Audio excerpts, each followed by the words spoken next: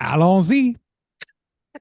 Say with a French accent. Mom's ass, Satan. Ho, Just- ho.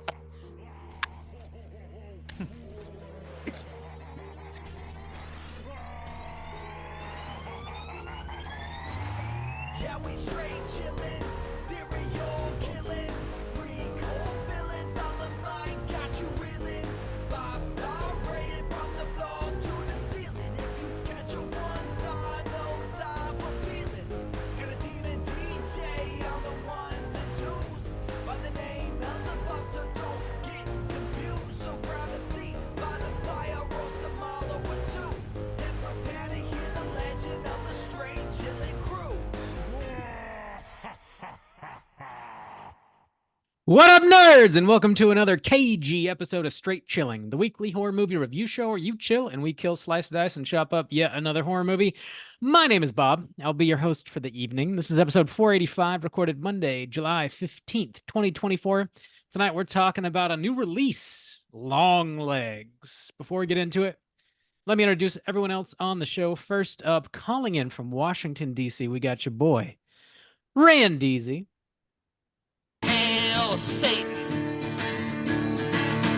Hail Satan!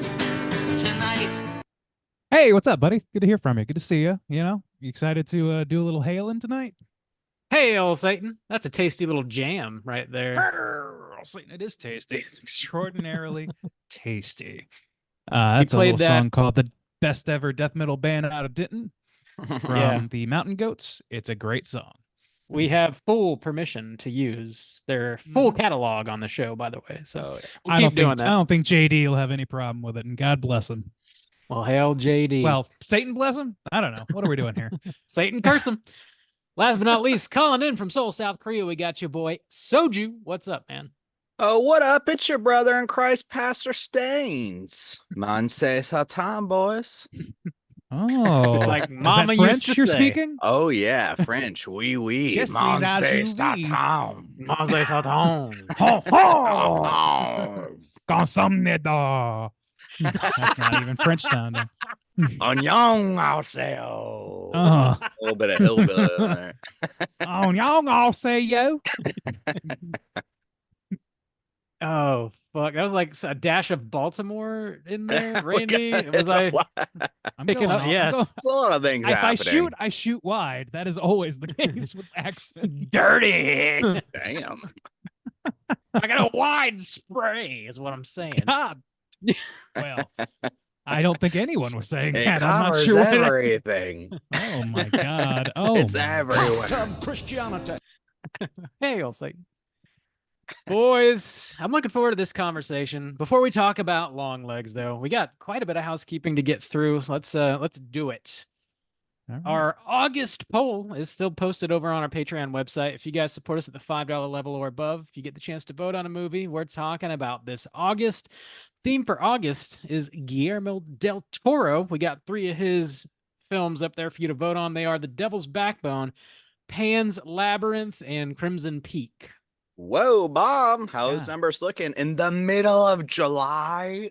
The middle. I of just looked at the July. date for the first time in like 10 days, apparently. I realized it's the 16th. What year is it? Juice is living in a Oh, hyperbolic time chamber. The numbers: Pan's Labyrinth on top, 57% of the vote. Second place is Crimson Peak, 23% of the vote. Last place, Devil's Backbone, 20% of the vote. All right, there you yeah. go. Keeping it competitive, I gotta say. And Backbone has the lowest profile, I think, generally speaking, so it makes sense it's in the back, but it's not. it's not far off. It's yeah. no slouch. Yeah. Yeah, his whole catalog is mostly celebrated. With maybe Mimic isn't quite a banger, but like I don't think I've seen that one. everything else I don't is think I have. solid. It's his first American stateside production, and like it was studio fuckery abound, so it like didn't come together Gotcha. the way he wanted it to, but it's still got some stuff going for it. More Patreon news. We are still dropping mini casts every other Friday. We got a brand new mini cast dropping this Friday. We were gonna put Sting out, but your boy Soju over here decided to record a very juicy, succulent mini cast on a movie coming out this Friday called Oddity. So we're gonna bump Whoa. Sting and drop Oddity this Friday. Your bump. Sting. God damn. Yeah. But yeah, I still anticipate that coming out. Yes, still coming out. Eventually. Yeah, Oddity is getting a wide release this Friday. Definitely check it out. I haven't seen like a ton of press on it, but we were able to catch it at some film festivals earlier this year, and it's Yeah. worth watching. I definitely sure. think it's worth watching. Yeah. Yeah. It's definitely succulent. Succulent. Chinese meal. That's Yeah. right. Yes. We got a Sting coming out 2 weeks after that, so yeah, keep your eyes peeled over on our Patreon website for all that bonus content. In other Maybe for Patreon life. news, we got a brand new Patreon supporter we got to give shouts outs to. Thank God. A big, gigantic thank you to the Humidifier for signing up on Ooh. Patreon and showing us some love. And that is WHO Midifier, the Humidifier, the All one and right. Love only. Big thanks. Every dollar you guys contribute goes right back into the show. And as is tradition around here, we owe you the straight chilling salute. This goes out to the Humidifier. Slap me in the ass. God bless ya, humidifier. Satan Thank you. curse ya. All the whole gamut. Damn. Thanks for slapping me in the ass, my guy. My humidifier. My My Humidifier. thing. Yeah. What? Sure. Well, humidifier is An it's an object. item. Thing. My inanimate object. Hell yeah. My What else? thing. What else we got? My ding dong. Damn. All No, right. not really. We got speaking of oddity, actually, we also have an interview recorded with the director Damian McCarthy. That's also going to be Ooh. dropping on Friday the 19th. That's going to be in our main feed though, not a Patreon exclusive. Whoa. Juice, you had the opportunity to speak with him when you were at BFON, which is super cool. Yeah, I did, and he's a really cool guy. He's really chill, and I was really excited to talk with him because it was sometime I think last year. I think I talked about it in What You've Been Watching. My brother had recommended me his first film, which is on Shudder right now. So before Oddity comes out, I would recommend people, check that out. I think it's a solid kind of like hidden gem, I guess. I don't think a lot of people like really know about it or talk about it, but it's called Caveat, and it's on Shudder. So Oddity is his second film. So yeah, I got a chance to talk with him mostly about Oddity, but other things like personal spooky experiences of his and like his motivation for like working in the horror genre and how he kind of got started in it and stuff like that. So yeah, he gave a great interview, really, really cool, chill guy, and was excited to talk about this awesome movie that he's got coming out. It's plum awesome. Hell It's yeah. plum awesome. Plum awesome. I'm stoked to watch Oddity again, honestly. I really Mhm. enjoyed Me that too, one. man. So I've seen it 2 times at Oh. this point this year, and I would probably watch it again before the end of the year. yeah. I think it's a great. Like, if we're going seasonal, I would Yeah. go. I would put it in the Halloween season for sure, and Yeah. I'd be excited to watch it when I'm not dog fucking tired too. Yeah. Well, yeah, it's nice too because Damien, he's an Irish director, and he also, I believe, wrote at least Oddity, probably Caveat as well, if I had to guess. So yeah, it's just nice to get some like really quality stuff coming out, of Ireland, and God bless him, Satan bless him. All right. Hail Man, we Ireland. say that it took until we had to swap out Satan for me to realize how often we say, "Well, God bless you, son." Lord, We're really God leaning bless into you. our roots here. Bless your heart, and Hallelujah. God bless you. I legit like in my class in my Korean class, people sneeze and I'm like working and I just say bless you, and they all think that's just hilarious because nobody else in the world does that shit. Curse you. So Put they, that they soul back Curse in you. yourself. so they just think it's so entertaining. Oh, fuck you. That's what you should leave. Oh, You yeah, just fuck swap you. it out. Oh fuck. Oh No. fuck you. Fuck you, Asayo. We- Yeah, Asayo. so polite.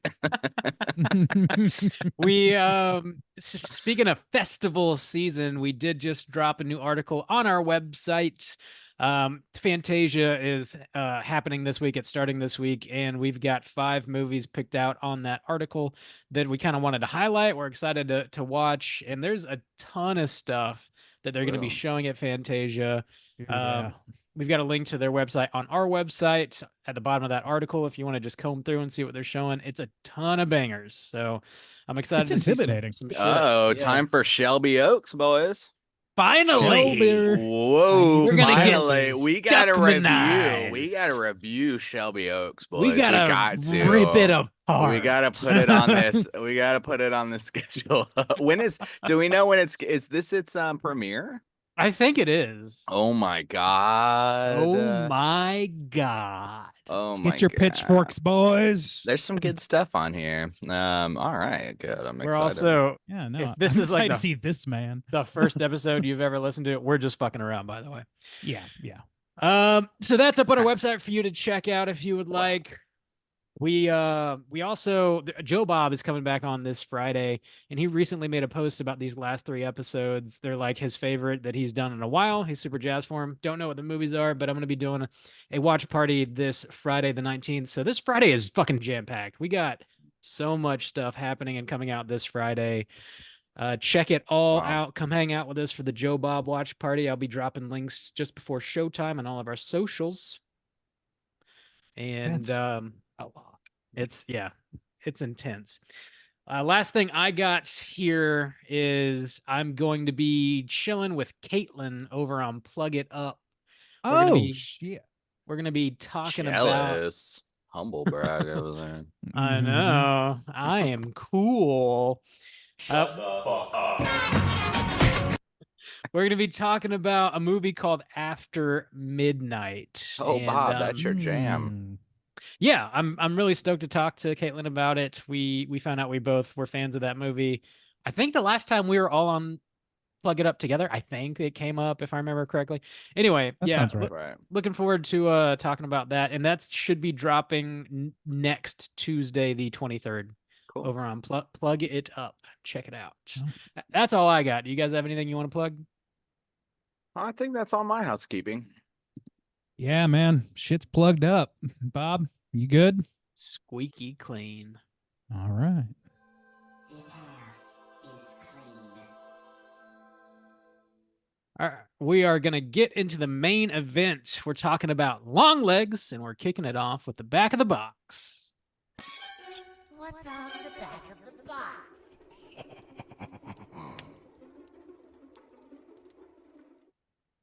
Oh, Bob. Gonna pre-order this one? Yeah, well, it's like the day after this thing came out, you could pre-order it. Really? It's like immediate. Yeah, Jesus. Dude, the media push on this movie was pretty significant. it Yeah. was. And it was also extremely successful. I was checking out the box office receipts today on this. The budget was about 10 million, I think just a little under 10 million, and it made 22.6, I think, the opening weekend. shit. Which prior to that, the highest horror movie opening weekend this year was the Night Swim, the cursed swimming pool movie or whatever. Oh, I really? thought the Strangers bucked that or something like that. Oh no, I think you're right. The Strangers just eked it out. It was like Okay, I thought- 11.5 million, God. and the Strangers made like 11.8 or something. Oh, Like my just Lord. barely edged it out. So this like That's practically concerning. doubled that. In addition to that, though, this movie had the highest opening weekend of any horror movie this year, plus any horror movie Neon's put out, plus any movie A24 has ever put out. Fuck. Is this Any A24? movie A24? No, it's Neon. Oh, okay. That's what I was. Okay. Damn, that's pretty fucking good. I Yeah, know, that is yeah. pretty good. That Damn. that marketing worked, man. Yeah. Dude, really, yeah. Good for them. And it's easy to see why. Those early teaser trailers, it's like an insta sell for me. But we can talk about it. in a Yeah. minute. Yeah. So anyway, yeah, we're talking about Longlegs. This is a new release. Runtime of 1 hour and 41 minutes. This is definitely rated R. This was written and directed by Oz Perkins, who's Anthony Perkins' son. And it stars Micah Monroe, Nicolas Cage, Blair Underwood, Alicia Witt, some other lovely folks in here. Plot synopsis brought to you by IMDb is as follows. In pursuit of a serial killer, an FBI agent uncovers a series of occult clues that she must solve to end his terrifying killing spree. Nice. Gentlemen, would you recommend folks check out Longlegs? Randy, kick us off. Yeah, I would recommend it. I will argue a little bit that I think that the hype is a bit much around this movie. But I do think it's worthy of watching for sure. So generally speaking, yes. Apparently, this affected people in some pretty intense ways. But it's like hearing stories about cops fainting from knowing Yeah. fentanyl is in their region or something. Like it just seems a little overblown how much press this got for being scary. I don't think it's quite that. So know that going in, at least be prepared for a little disappointment there. But otherwise, I think it's pretty good. It's definitely worth your time. Cool. Juice, what about you? You know, Bob, I really just don't know. For the first time in a long time, I really just don't know. I guess at this point, I wouldn't say I feel like it's a strong recommend to get out to theaters to catch it. But I think before the year's out, I would say, yeah, check it out for your top 10 of the year. When you're building that list. But I don't know. I gotta talk about it a little bit. Bob, how about you? Would you recommend people check this out? Yeah, I definitely recommend watching this.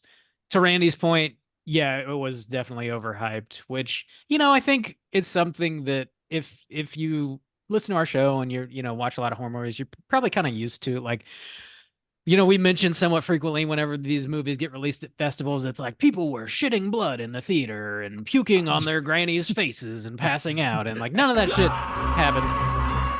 Get over here, Granny. I got some shit on to your face. spew. This So- movie's too scary, Grandma.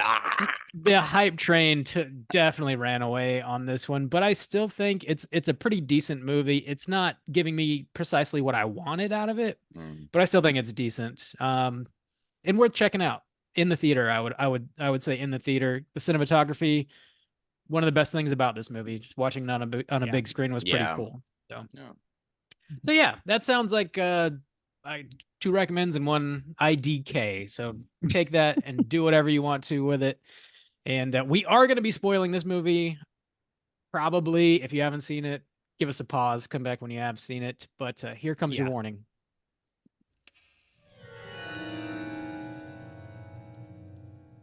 Spoiler warning.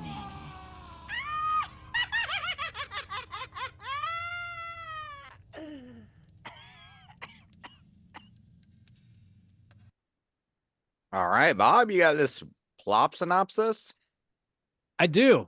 There's a lot happening here. And I'll Yeah, man. I was gonna say It's this a is lot. gonna be a tough one, I think. try and make sense of it all for you guys.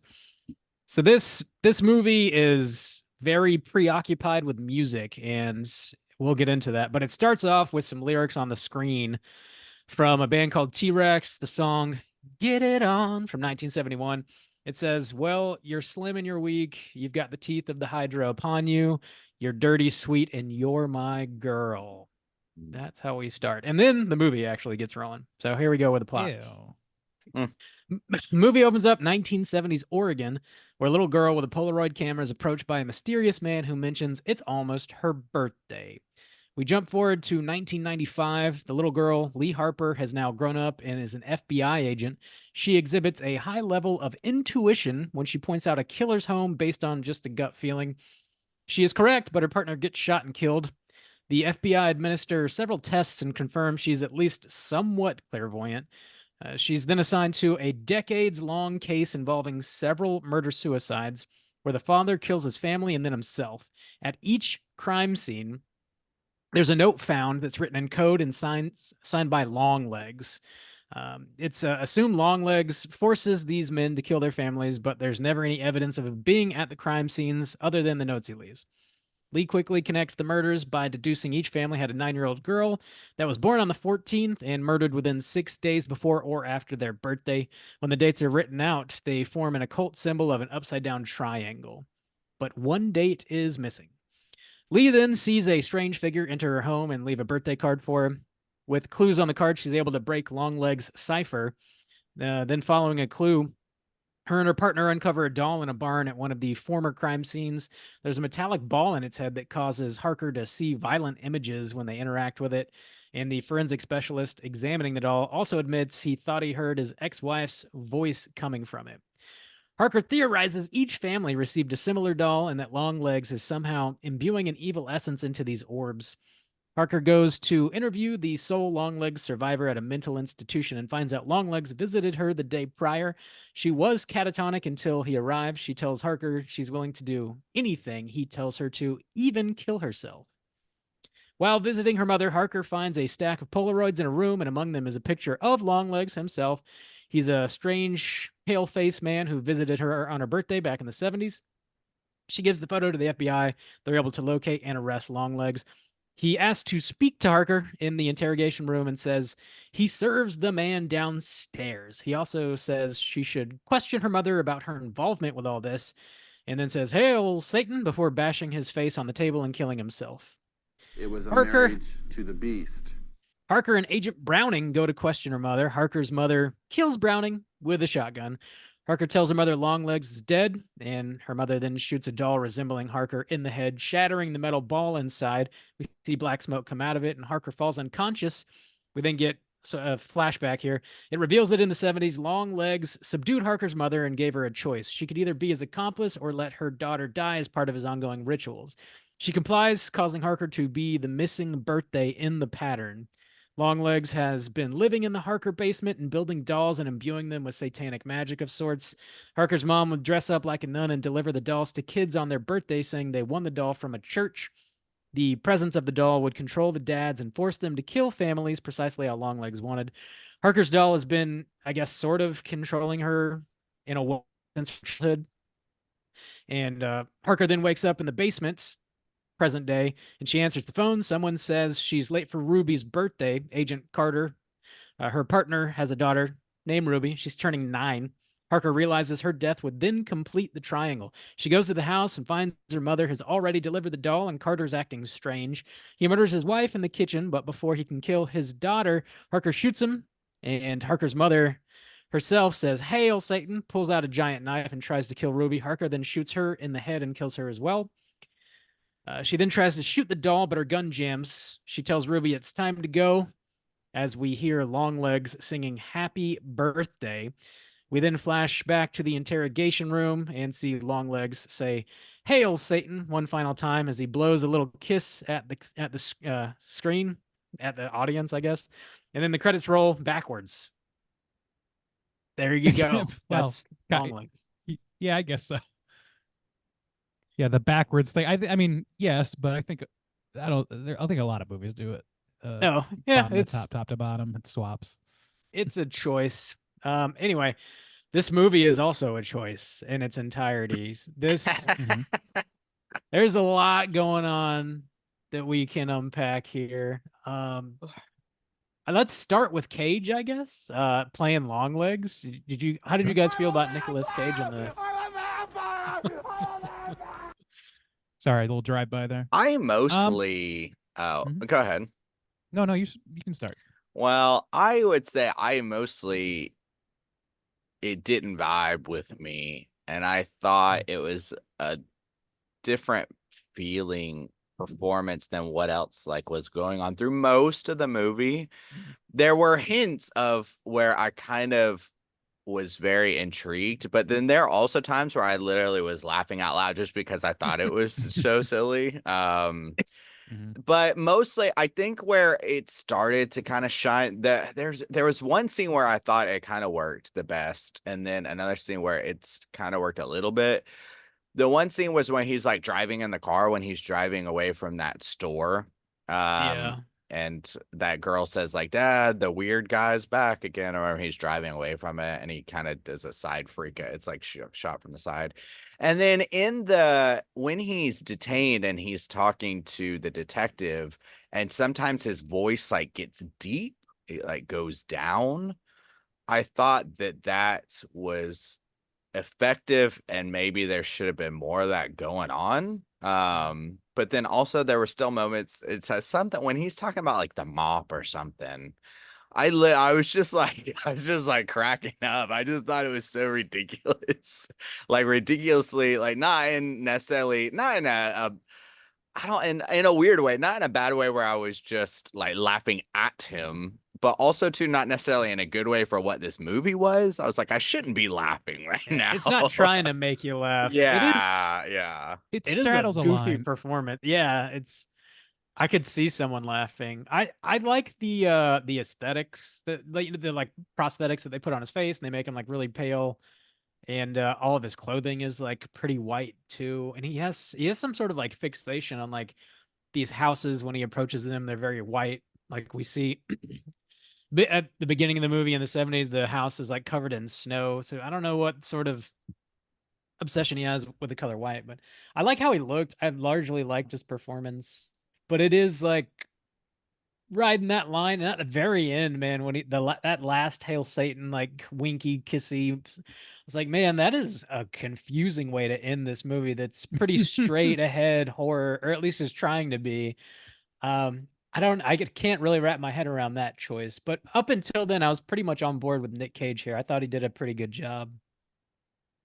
I mean, I'm on the fence. I'm kind of I think I lean more towards Justin's thinking as than I do yours, Bob. Like the thing is, it's not bad, and I like some of the choices made like as choices, but the way it comes off a lot of the time is not scary, and that's the thing. Is like this movie was hyped as being so scary. He's so scary, whatever, and like a lot of the times it felt like cartoonish in a way that the rest of the movie isn't. And Mm-hmm. I don't know. Part of me is like, yeah, of course you can make that work. Like, look at fucking Skarsgård as Pennywise. Like, you may not think that's the scariest movie of all time. I certainly don't. I have problems with it, but I think his performance is really engaging, and he plays it like kind of light and up, and he's got the pale face. He's kind of doing a lot of samey things, but I don't think that like I really I don't know what it was. It just felt like I couldn't get my head around what this dude's deal is. And it Mm-hmm. felt like, is this just how he is, or is he putting on something to be creepy? It felt a little like try hard may not be the right word, but it felt a little bit like that. Or it was like just Forced. Yeah. yeah, like and I like I don't know. It felt like kind of a little bit like trying too hard to be spooky, using time tested traditional stuff like, and I just didn't really see how much of that really. I didn't see how that stacked up to a scarier performance than any other person doing a similar thing. I agree. It's not particularly scary, but I was like thinking about this movie and like the obsession with Satan, and I think I have to assume Oz Perkins is just like really intrigued by Satan and the occult and stuff. And like this does have like a very big satanic panic focus, kind of like Maxine did. This is like a sort of an ongoing trend here. We're talking about 2 weeks back to back. And I was like, in this movie, the way Nick Cage talks sometimes is almost like he's singing in a hair metal band. The way he Yeah, like he's like almost singing, and it's like it's out of context.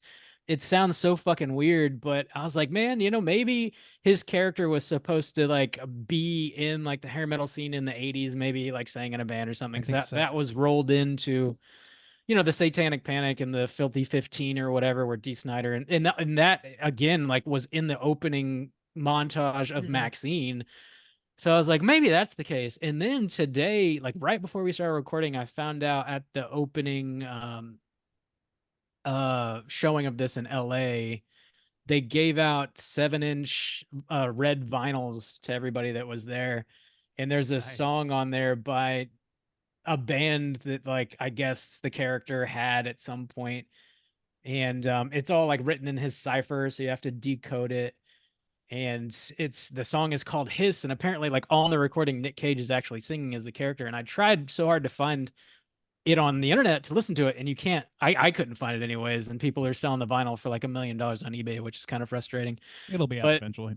but that did like, yeah, I'm sure it will. That did kind of confirm at least partially why he is the way he is, which and I find that to be pretty interesting, but it's not on the surface at all. I saw Yeah, somebody somewhere say that his performance was influenced by Tiny Tim, and I could totally see that as yeah, well. okay. Yeah, I Yeah, I could see could see that. that. Yeah. That makes sense. I to me like it's like the hair metal thing is the thing that made the most sense about him, I think. Like Yeah. all the stuff with the satanic panic, like I'm a big mark for that sort of thing, and it's no secret, but like there's something about Satanic the way this Randy. movie yes, mother would be proud. this is like I don't know. It it feels kind of thin, like to me. Like just generally speaking, I think the story in this felt thinner than I anticipated. It doesn't feel as informed by like anything besides just like and then this happens. You know what I mean? Like there's a lot of that, Yeah. and there's a lot of weaving going Mhm. on. It weaves it all together, sometimes better than others, for the most part pretty well, I think.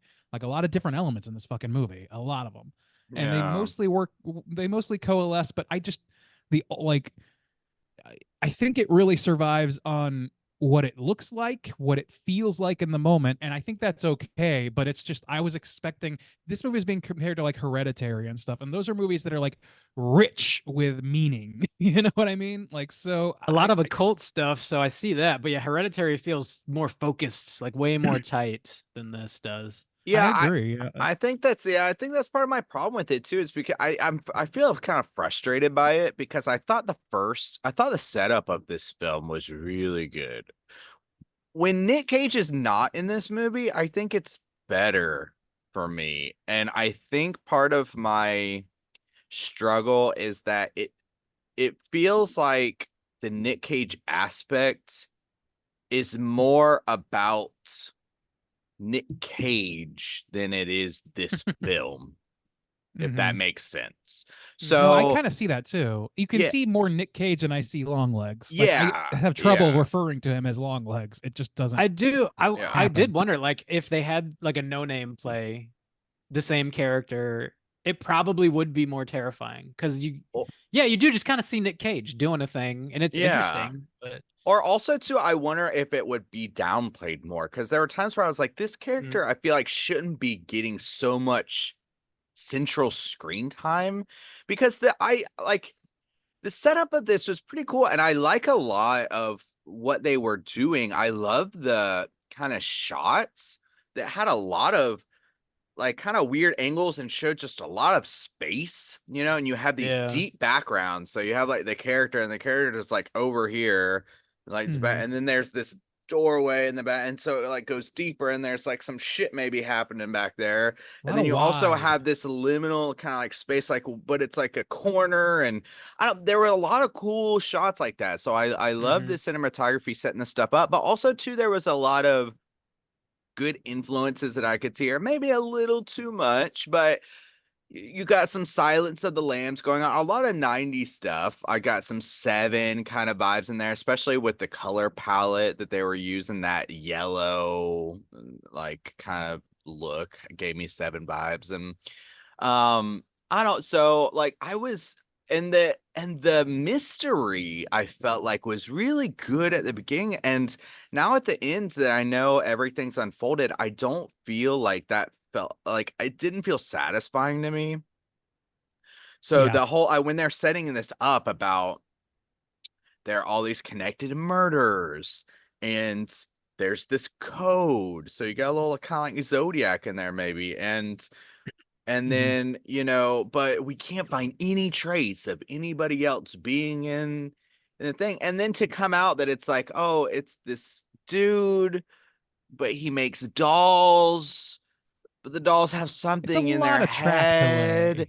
But yeah. The also the dolls are mom too was in much. there. So why wouldn't the mom be picked up when they were doing forensics? They made it seem like it was like a complete mystery. Who would be in the house? And like she says she's from the church. I don't it's too much. It's too muddy. It didn't feel sad. None of the details that they threw at me felt satisfying or even natural. It didn't feel like a natural conclusion to what the first half of this movie set up. Yeah, I feel that very much. I wish that they would have kept all of the Satan black magic stuff just in Nick Cage's head, and he thought he was doing all these cool magical stuff, but at the end of the day, he's actually just a crazy serial killer guy, and they're actually trying to hunt him down and like just play it more straight. I guess the more fantastical the movie got with us, like quite literally seeing like Satan in the woods, watching Harker and the black smoke coming out of these little metal balls, and the doll maker, and like all that stuff, just like the more we got of it, the less I was invested in the story. And I was like, we're going to Goofy Town here. I wish it was a little more Yeah. straight. Going to Yeah. Goofy Town. Yeah. Yeah, no, I don't know. Like, yes, but I don't know. Like, I'm conflicted about all that. Like, part of me is like, I respect and like that they kind of went ultimately in a supernatural direction because I was afraid that they would just make this like Longlegs as just a serial killer sort of thing. Because to me, this movie ran a real risk of running very tandem with Silence of the Lambs, and it manages to avoid that. Not just through that, but like just like on a pure aesthetic visual level, like and main player sort of level, it feels very Silence of the Lambs. But I don't I like that they broke free of that, but there are parts that go too far. Like I wish they left it just a little more ambiguous. I'm okay with it being a Yeah. possibility that this is all Yeah. real. Like I think that's I'm fine with ambiguity, and this movie kind of puts that to bed because we, as in not the crazy guy, but like our lead character and her mom, see that like black smoke, and like the guy like touches the coroner touches the orb and has like horrible thoughts or whatever. And like I like the idea of a cursed object. I even kind of like the dolls on their own, but like the orb to me is like just like we need a second MacGuffin object in there? Can it just be that like when you look at the doll's eyes, a curse takes over your family or whatever? Like, does it have to be so much? And I don't know. I guess that's what I'm conflicted about. Is it just feels like this movie is spinning a whole lot of plates and it just barely pulls it off. It feels very like stretched in that regard. I guess at this But point, if oh, go ahead, sir. I was just I, gonna say, but like there are things I like about it, like the the audio and things like that, the cinematography, like you just Yeah. said. That's all I wanted to add. yeah, yeah, for sure. I was just gonna say I don't know if there is a solid explanation for the balls, but maybe there is some sort of like occult history of magical metallic orbs or something that would add some context to this. But without Maybe. it, maybe even with it, it just feels very It goofy feels to kind of me. hokey. Well, Yeah. so actually, on to the opposite end of that, I'm not in love with the orbs as themselves, but doing a cursed object thing, I think my problem with that is how many dolls do we have? We don't need more dolls. And just the idea of them, I liked how he was like, "Oh, I call this the brain," and it was inside this hollow part, and it kind of made that sound he kind of Mhm. that was the most like just having another doll was like, oh Jesus Christ to me. Because it's overplayed at this point, but also too, it was a movie like, yes, I agree, very Silence of the Lambs, but at least it would feel maybe consistent. I don't know, introducing these dolls and having them do something just doesn't feel like the movie to me. I don't know. It feels I so don't know. disjointed and It works for me. Sorry, go it ahead. I didn't mean didn't to cut work. you off. No, yeah, it didn't work for me because like we have so many, it's like kind of oversaturated and overplayed at this point, and it's kind of one of those like things where it's like it just works because we need it to work, or it just does this because we Yeah. need it to. It doesn't feel fleshed out or rewarding in any kind of way. The movie does, to be fair to the movie, it does, like the opening scene, our main character is somewhat clairvoyant, and maybe that is because of this doll that was made of her that was never destroyed, or we just don't know. But it does like start out the gate with like some sort of magical notion Yeah. or something. So like it doesn't like Mhm. totally blindside you on the third act with it. It is kind of setting it up throughout the whole movie. I think expectations, at least for me, really played against that in the movie. It's just not quite what I was ready for. But even at the end of it, it man, it's just so fucking goofy. Hail Satan. Of course.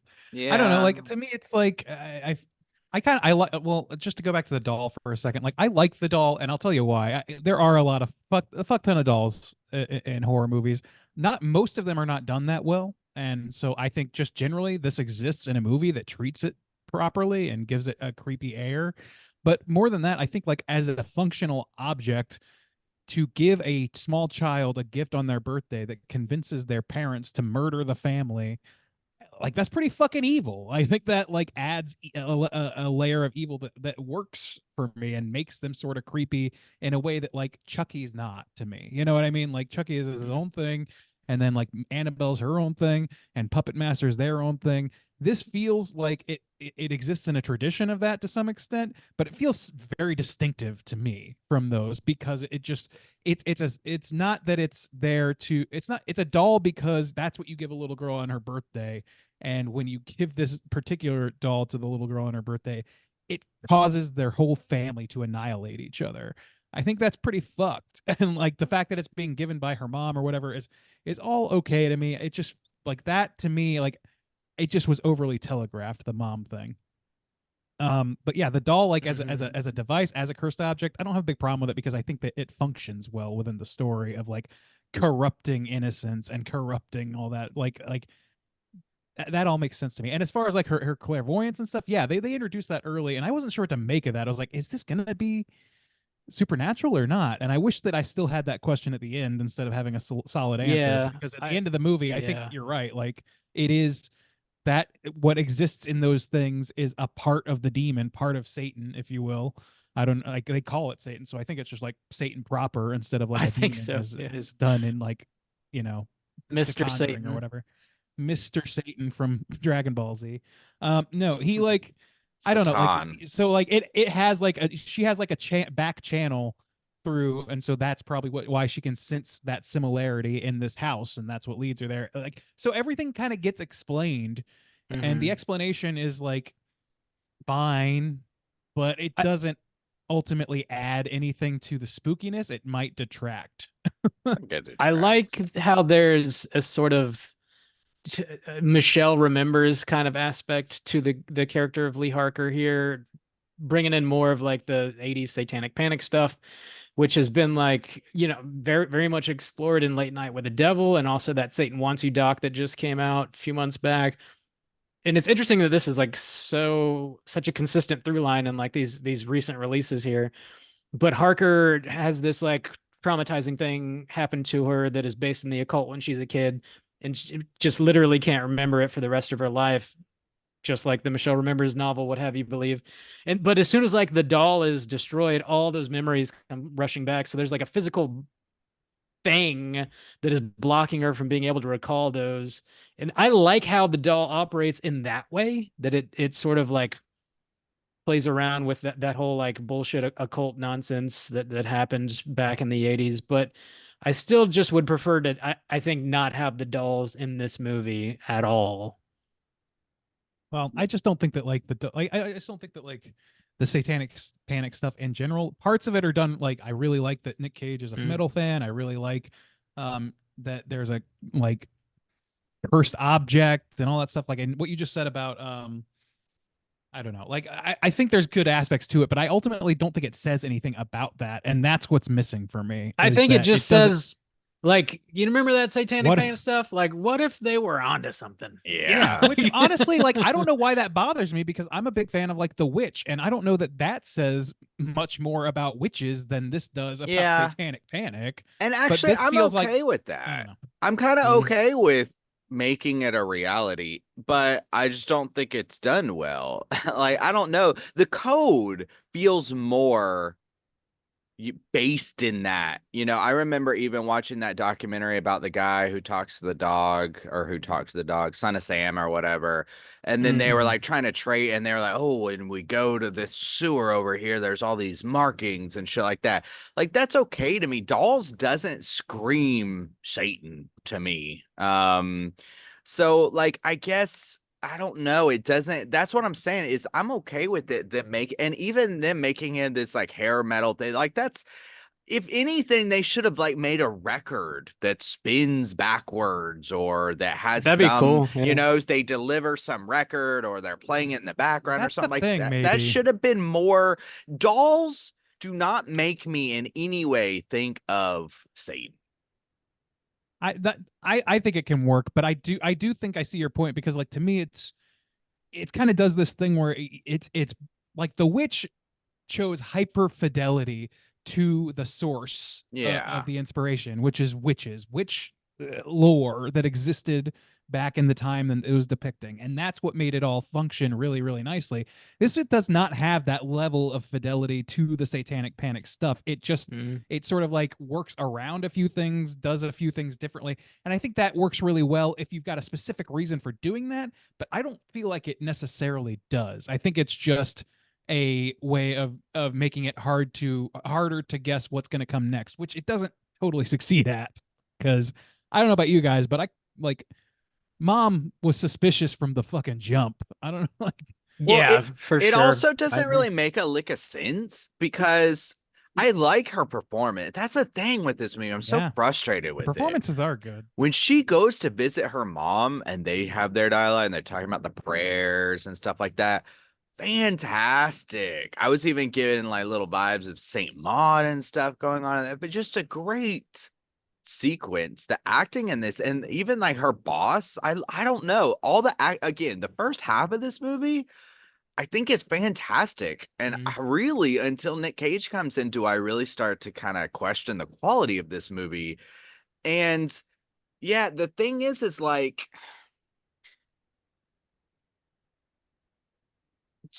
like Mm-hmm. stick Mm-hmm. the tone of the first part. Like I want it. I know we're talking about, oh, it would be too similar to Silence of the Lambs, but if you go with what you were just saying about fleshing out this time and this paranoia and like the source of those things, Mm-hmm. it's better to just have a person, not a doll, even if they do have some kind of like special powers or you're psychic or whatever. I don't know. Mm. There's this Eh. big disconnect for me, and I can't quite put my finger on it, except to know that once Nick Cage comes in, it like drops off significantly for me. I wanna give Micah Monroe some love in this too. She is definitely like sticking the tone of this movie Yes. in a way that I think Nick Cage isn't quite doing, but she does so with these like very reserved performance for the Mm-hmm. most part. You can tell that she's like stuffing down a lot of emotions, whether it's by her choice or as we find out when the movie wraps, this doll may have some control over her. And like she seems like totally alone in her life. Like the only relationship she has is with her mother, which is extremely strained and barely a relationship at all. She's Mm-hmm. very tied to her work and invested in that. And when she goes over to meet Agent Carter, her partner's family, like she cannot have an adult conversation with his wife, and she can barely have one with his daughter. But like that, I think that moment when she's speaking to his daughter, you kind of see the most come out of her like emotionally, and it's still very very reserved. She's got these like facial expressions that she's working with that are just so minute, but you can tell like how pained she is. I think she does a really great job here. She apparently I was listening to an interview with her. She went out of her way to be in this movie. She read the script and wanted to audition, and Oz Perkins didn't feel like she was the right fit for the character and just told her no. So she made an audition tape and sent it to him anyways, and then, like convinced him to give her the job. I think she did a great Yeah. job here. I'm glad she's in it. Yeah, She did I a good agree. job. I mean, like you made some good points that kind of counter. Like to me, like I like her performance in the like ultimately, like as a whole. But there were parts where I was just sort of like it's so subdued as to be like plotting a little bit. Like I'm like Mm, a D, not with a T. And it's like I just sort of like okay. I agree that like when she's talking to the little girl, that's very emotive and that was good and was like straining to keep something hidden. But it's like we don't know what that is, and so we like part of it is like that's part of the mystery, but also it just doesn't feel. I just I had a hard time connecting with her a lot of the time because she's so distant and there's not a whole lot mm. of other there's no other point of view character in this besides maybe Agent Carter, the which is her boss slash partner, whatever. Boss, right? So Yeah, I Boss. just think boss, Yeah. it's yeah. Bob. Yeah. Yeah. Yeah. So like I mean and like I think he does a great job. Like Me he brings the too. heat in a number of ways. I think that like Micah Monroe does a great job, but I think that the people and I think Nick Cage does a serviceable job, an odd job, but it's what you hire Nick Cage for, so it's expected. And but I think everybody else in this movie like are the ones that really stand out to me. Like Blair Underwood as Agent Carter, Alicia Witt as Ruth Harker. Like those are especially those two really stand out. Even I don't know the actress's name, but the Agent Carter's wife, like she does a fucking fabulous job. I don't know. There's a lot of supporting cast that I think kind of take the cake for acting in this movie for me. Yeah, the only one who I would say the acting was subpar for me, like the actual acting wasn't as good, was, and this kind of had a problem with me too, but I was already off the rails at this point. But the the detective who shows up at the end just to get blown away by the mom in the Yeah, red car, shirt. Oh yeah, yeah. her acting just from the like which she's presenting the Nick Cage tape and stuff was just not good. And then to know the fact that she was introduced and had this, she's like, oh, I'll drive you and I'll do this. Like they're trying to force in some kind of like, oh, we feel bad for her to get just blown away. That was pretty weak for me. But Hmm. like I said, at this point in the movie, I was just kind of like detached. Because Nick Cage, like, it's hard to say. It's it's a performance. I just don't. I think from my perspective, it feels like once Nick Cage signed on, the director was more excited. It's like featuring Nick Cage. And like the feature kind of Mhm. like doesn't vibe with the song, but the artist is so big that you're not going to cut the feature. You know what I'm saying? So Yeah. it feels like Longlegs featuring a Nick Cage performance, you know? I could understand that. Yeah, Yeah, I can understand that point of and view I for sure. feel like that kind of takes away from the ultimate vision of I really think if somebody else was playing this character, it would have probably serviced the movie better, because there's nothing about the Nick Cage performance that makes me think that made this movie better or iconic. It's really just like there's a Nick Cage long leg performance, and then there's a Nick Cage, and then there's a long legs film. I think his And then character in this is gonna be iconic because it's so off the wall and weird, whether it totally fits the tone of this movie or not. I think people are gonna talk about it for a while, especially because like Nick Cage is just on everybody's radar these days. He's doing Wow. so much work. A lot of it's weird, some of it's a little more steady, but I think I could see people talking about this performance for quite some time. well, I that's the do. thing. Oh, sorry, Bob. Go ahead. I was gonna just add that I think if the way this movie starts, where it's like the aspect ratio is different, and you only see like it looks like a maybe an 8 millimeter, is what they used to shoot the beginning or something like that. Where you only see like Nick Cage's mouth as he's talking. Like if you just Mhm. kept him sort of obscured, not in full light, slightly out of focus, whatever. I think this performance, even if he didn't change a single thing about it, would have been received better. Probably it's by the sounds of it, probably by all three of us. Maybe not across the board Mhm. for everybody who saw it, but I I think agree with that's the way that. to go. It was actually Yeah, scary at the beginning, Yeah. but then when you just get full face Nick Cage for like minutes, like yeah, yeah. The it's just not very interviews and scary. stuff. Yeah. That's the thing. Like, it's a dude in a metal T-shirt, and like And he's like like doing there's parts of it. the like, when Yeah, his movements I think feel goofy too. I don't know. Yeah.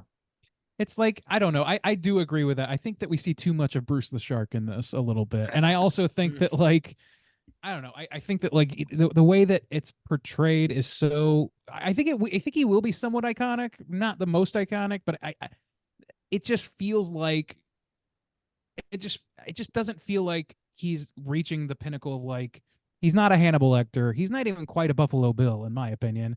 And we see a lot of Buffalo Bill, but Buffalo Bill is kind of like hiding in plain sight as being a normal person, and then like that's what makes him acceptable to be on screen as long as he is. This guy doesn't have the same sort of menace because he's just sort of like constantly doing this fucking like weirdo stuff all the time. And if he's just walking out, he's just walking into the store, and the girl's like, "Dad, the weird guy's back," and it's like, that's funny as fuck to me. It's not scary. It's just kind of funny. It's like, yeah, he's fucking weird.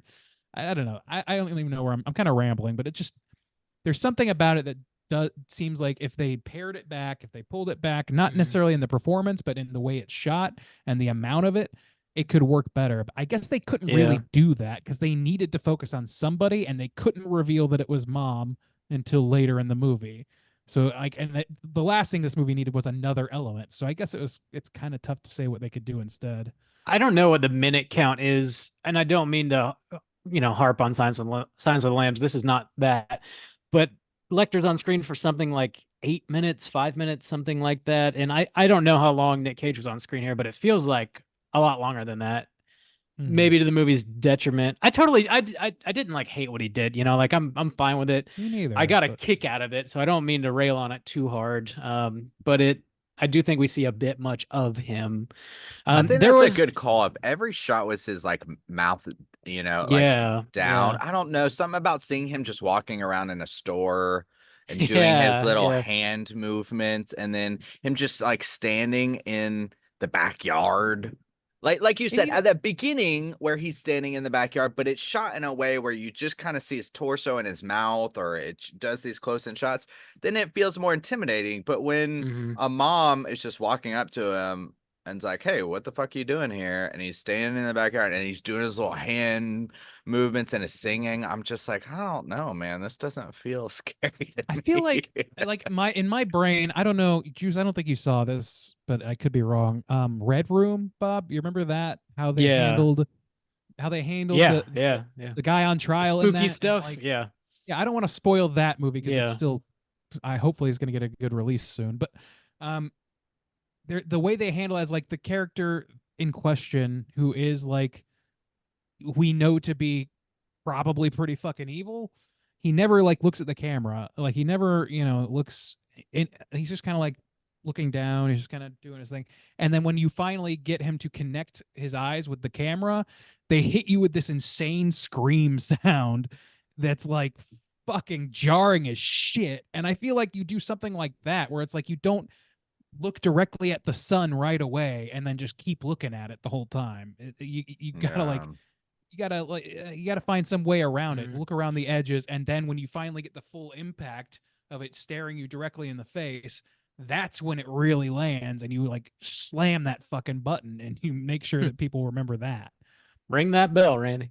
As Yeah, soon as yeah. the movie ended in theater, this didn't occur to me, but Alice leaned over and she's like, this movie reminded me of Cure so much, they should have done it more like that. Where there is some sort of like mysticism, hypnotism, whatever occult stuff happening in that movie, but it has that Yeah. grounded kind of Mhm. straight ahead vibe to it. It kind of blends the two in a way that feels a little more natural than this Mhm. movie does. But there are similarities there. It's just I agree. I thought less about Cure cohesive. too. Like Did you? at the car scene, I don't know, there was something about Cure where it was like, yeah, this influencer, this guy where, yeah, who why is he killing these people? Yeah. So House of the Devil, Silence of the Lambs, Cure, Seven, House of the Devil, and Saint You said that. Maud. I did. And I House said, of the Devil. and then also House of the Devil. And I know it's pretty hot outside too.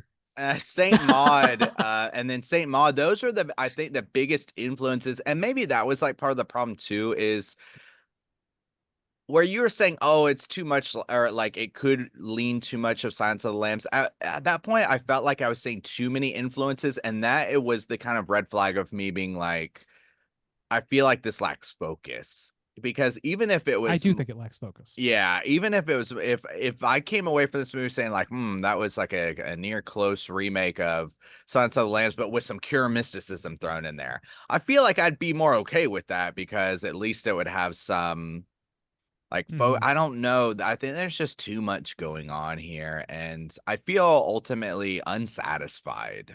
Um, Mm. I can take elements and say like, this piece is good, but I think as a whole, I think the pieces are better than the whole.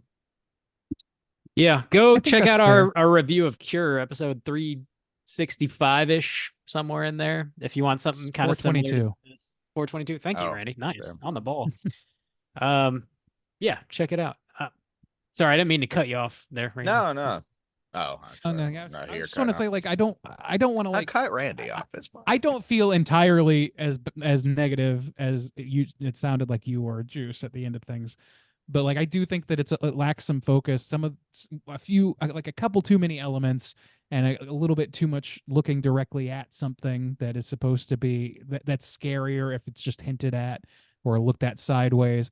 Those things can improve it. But like I want to point out some of the like things I do want to point out some things that are really great about this. And one thing that I haven't really touched on too much is the sound, man. The fucking sound mixing in this fucking rules. And I feel like there's going to be not just in the sound, but in the cinematography too, just a ton of shit like hidden Satanic Panic style. Like I feel like this is going to do like the Haunting on Hill House thing where you like there's just shit hidden in it, little Easter eggy Yeah. things that you don't even register that are like with sound it's like hitting in a way where it's like these just like low rumbling dissonant Lynchian tones and shit like that are just like psychologically putting even like just a standard shot of a house in the snow makes it feel dreadful as fuck.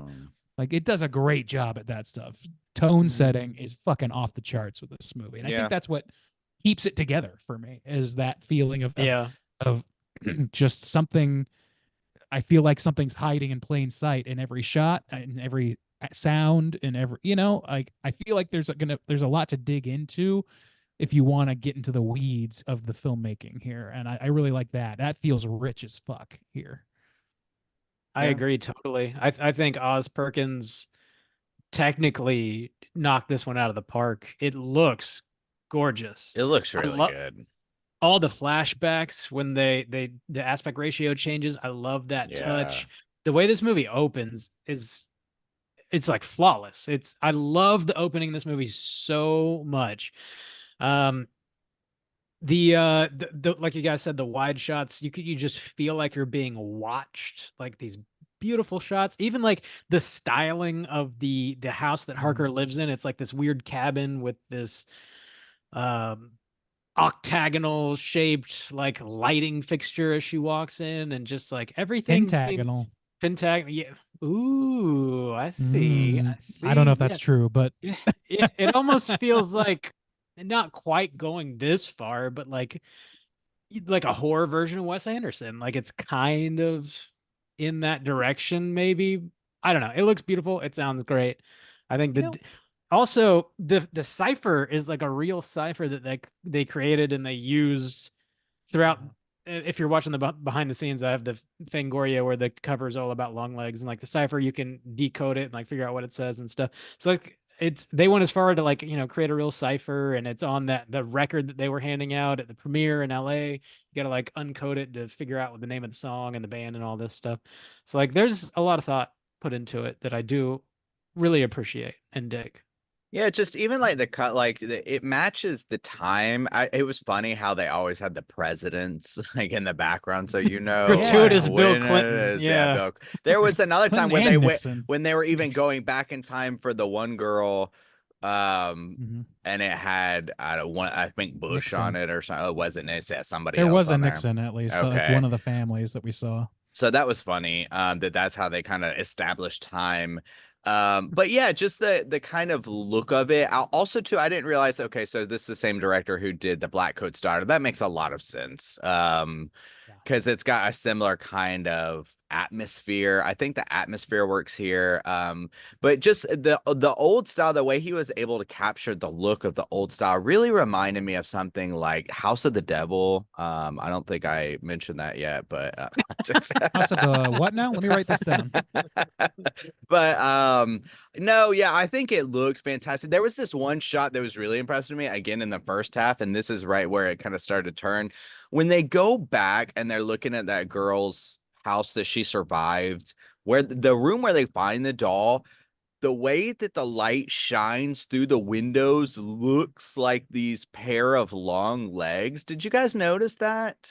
I didn't I notice did that. not. No. And it's centered, talking about Bob, like with the Wes Anderson, but it's like centered and they're in this old style barn. Again, they're using this space. I love how they're using architecture and space here because you see them, they're like at the bottom of the screen. It's this big barn, and there's these two windows that are like, framing everything, and there's this light shine through, and the way that the light kind of like comes through, it looks like these long legs. I was like, this looks so good.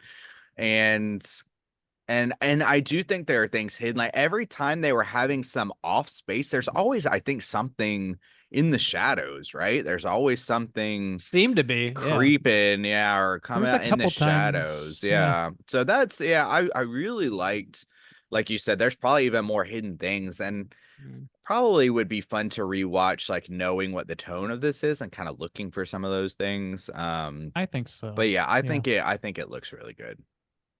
That's the thing, is like I kind of feel like a rewatch of this is gonna make me feel stronger towards it, more positively towards it. Not just for that reason, but just like I don't know, like to some extent, like knowing where characters are coming from is going Mhm. to help me not get so lost in the weeds of what this movie's trying to do, or not getting hung up so much on what it's trying to get across besides dreadfulness, which I love dreadfulness in my horror movies. I understand that, but like it's the same thing with Black Coat's Daughter. Like I like that movie. I think it's kind of like very similar in a lot of themes, honestly. Actually, But yeah. like it's to me, it's like it just doesn't amount to much. It's a creepy tale that Yeah. ultimately doesn't leave me feeling anything but like what a spooky story, which can't has its place. It's just not what I want out of a movie that makes me feel that much dread. I want there to be meaning behind that dread by the end in some way. Either it's because like, oh wow, this mom got driven fucking insane because of her abusive, fucked up mom, as in Hereditary, you know, like, or Yeah. oh, this girl, like really any Ari Aster film that you like Yeah. in the horror realm, it's just like it's loaded with fucking meaning, you know, or in like I brought up The Witch, like it's loaded with meaning about like pridefulness and how corruptible somebody is, even if they're trying to be, you know, as chaste as possible in every way. Like there's something being said, and I just don't feel that here. And to whatever extent I do, it's in bits and pieces that feel fragmented from each other because there's so many elements at play. And I think Mhm. that's the ultimate thing that drives me against this movie at all. um that's the biggest thing for sure. But ultimately, like I think rewatching it and sort of knowing that stuff, maybe it'll be more revelatory. Maybe I can see more of where things connect. And even if I can't, I just feel like it's a good movie that you can indulge for its dreadfulness. Okay, I lost my train of thought earlier, and you just reminded me. The Okay. fact that the mother turns and becomes this accomplice didn't really make sense to me, because Oh, really? they just explained like he threatened her. Mm-hmm. But by the end of this film, she's so like ingrained in it, and he's dead. So like Well, the they whole do say that if she doesn't keep doing it, like Satan's gonna kill her daughter and they're oh gonna Satan. burn in Okay, hell all forever. They're right, gonna burn in all hell, right. twist in Well, Yeah. hell I mean, forever. isn't Like, she Yeah. gonna burn in hell because she's helping murder? So she thinks not You Satan well. is would think gonna so. deliver her That's the to promise. heaven I for mean, say murder. that to anybody who I know. worships But I'm Satan. just she'll They're have a expecting Satan to make really good on a promise that yeah. won't happen. she's But gonna have a really nice house of the devil though, not a shit Mm, one. So oh it's okay. yeah, worth she's it. gonna have a Mhm. pool of lava, not just a Oh, hail hose Satan. of lava. Oh my Boys, gosh. I think it's Yeah. about time to land that plane. We're kind of wrapping up naturally anyways here. Randy, out of 5, why don't you kick us off? How do you feel about Longlegs? Yeah, I think you're right. I've said most of what I want to say or that I have ready to say about this movie. I just think that like on the technical level, like it hits a lot. This movie has a lot of things in it that like speak to my personal proclivities with horror. It talks about it deals with satanic panic shit. It's sort of like a slow burn. It's got some sort of bananas characters in it and some good performances, and it moves at a deliberate pace. Like there's things about it that I really like, and like the sound and the cinematography and the feeling of being watched that somebody pointed out. Yes, totally. Like I like all of those things about it. It's right when you get down to the core of it where it just sort of feels like, oh, this is the core. Oh, okay. I guess I got what I paid for, but it just doesn't. I don't know. What it felt like just sort of a long winding road to get to a very obvious conclusion. I felt like I predicted the ending of this to some extent. Obviously not all of it, but like I didn't the nuts and bolts of it, but like I was like, yeah, the mom's definitely in on this somehow. I did like though, to your point earlier, Justin, that the mom, uh, she succeeds at saving her daughter, right? Like that's what we're told. She destroys the doll, then she continues. She has to fill that spot that the daughter that Mika Monroe doesn't fill with somebody else in order to continue saving herself. But she is very clearly not just at that point.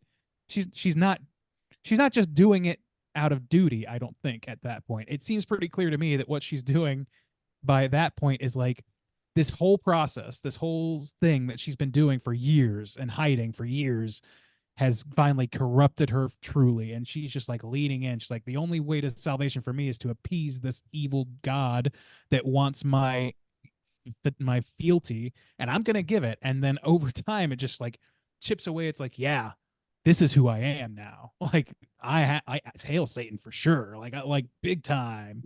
Like this is the mom talking. Big time hail Satan. Big You know what I mean, time. brother?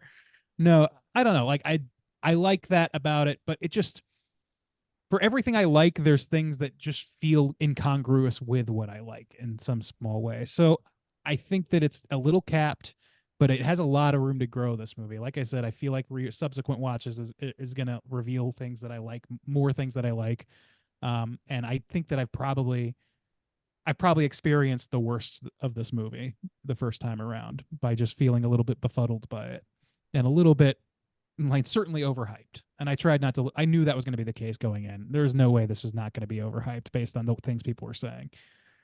We've been through that process before, to your point, Bob. So anyway, long story short, I'm going to give this. I think I'm going to give it a 4 flat. I really do like it a lot. It's just that last point is like rein it in. Give me a core that makes me feel related to this in some way. Do you know what I mean? Yeah, for sure. So Cool. I think that's where I land. 4 from Randy. Juice, how do you feel? Yeah, I feel a little more negative on it. But I do like a lot about it. So just to go back to it, like I love a lot of the cinematography.